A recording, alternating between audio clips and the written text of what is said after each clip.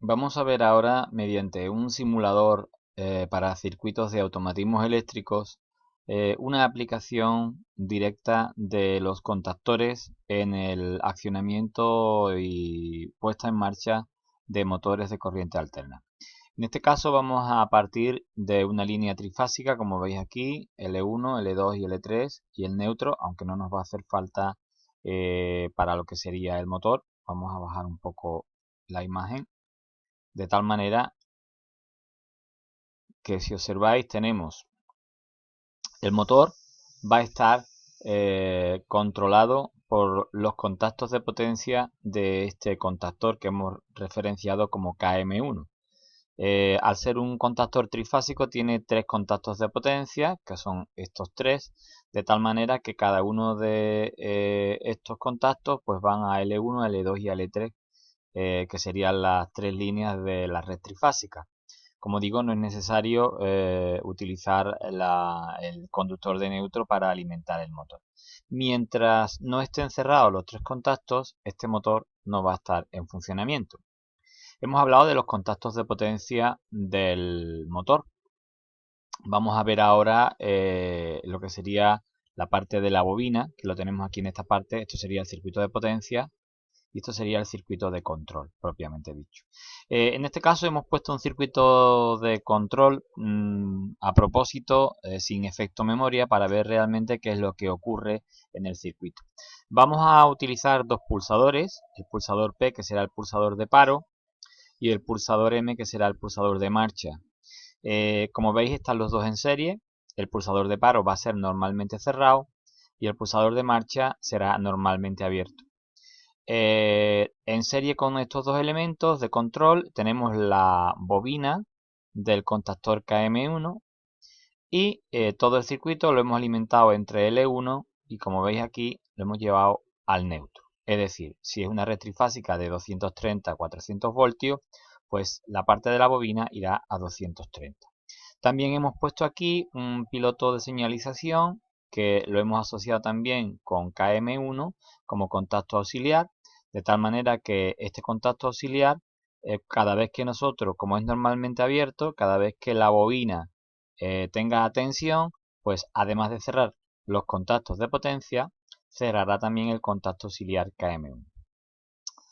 Como hemos dicho, hemos pretendido que en este circuito veamos qué es lo que ocurre cuando no disponemos de un contacto auxiliar con efecto memoria que permita que la bobina siga conectada.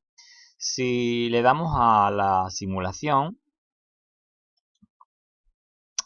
si pulsamos el pulsador de marcha, podemos observar que efectivamente los contactos auxiliares se han cerrado, la lámpara está encendida, pero en el momento que dejamos de pulsar, observar que tanto estos contactos como la lámpara y el contacto auxiliar han dejado de estar funcionando. ¿Por qué? Porque en el momento que dejamos de pulsar M, pues la bobina ya no tiene tensión y en consecuencia, pues los contactos de potencia y los contactos auxiliares asociados a este contactor, lógicamente, pues van a dejar de estar cerrados, ¿vale? Lo podemos ver de nuevo, observar que mientras tengamos pulsado, el motor gira y la lámpara de señalización se enciende, pero si dejamos de pulsar, automáticamente pues deja de funcionar el circuito. Claro, esto no tiene ningún sentido. Nosotros, si queremos hacer el mando de lo que sería un guardamotor básico eh, para el funcionamiento del motor, o mejor dicho, en este caso se trataría de un accionamiento marcha-paro, puesto que los elementos de protección no los hemos puesto en este esquema, pues tendríamos que utilizar lo que suele llamarse en automatismo el efecto memoria o circuito de memoria. Para eso vamos a ir a este otro circuito en el que observar que la única diferencia radica en que ahora hemos puesto en paralelo con el pulsador de marcha, hemos puesto un contacto normalmente abierto, un contacto auxiliar que también depende de la bobina KM1. ¿Eso qué quiere decir? Antes de efectuar la simulación, pues que cuando nosotros pulsemos el pulsador de marcha, el contacto KM1 auxiliar también se va a cerrar. De modo que aunque dejemos de pulsar M, a través de este contacto auxiliar y del pulsador normalmente cerrado, le va a seguir llegando corriente a la bobina del contactor, con lo cual los contactos van a seguir cerrados. Vamos a comprobarlo. Para ello, previamente, vamos a darle primero a simulación. Y ahora vais a observar que en cuanto yo pulse M, también se va a cerrar KM1, 13, 14, que serían los contactos auxiliares, y los contactos de otro bloque de contactos auxiliares, también para lo que sería la señalización de la lámpara. Entonces, pulsamos y automáticamente veis que ya se han cerrado todos. Y dejamos de pulsar, pero claro, como ahora el contacto auxiliar este permanece cerrado, la corriente se cierra sobre estos elementos y la bobina sigue teniendo tensión, motivo por el cual los contactos de potencia siguen cerrados y la lámpara o el piloto de señalización sigue encendido.